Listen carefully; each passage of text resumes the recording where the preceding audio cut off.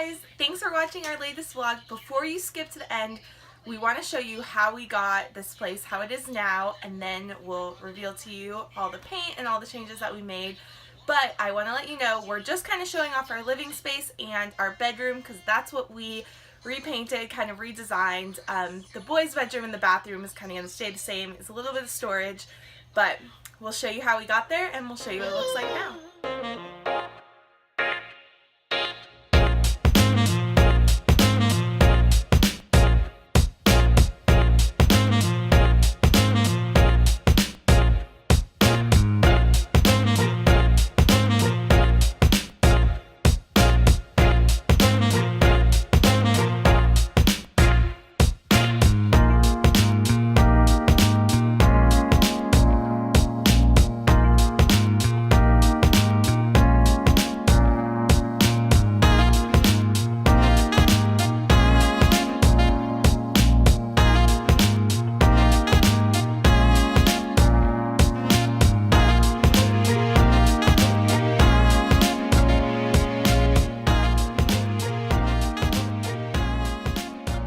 Thanks so much for watching. We really hope that you enjoyed it and enjoyed watching the process that it took to get it done.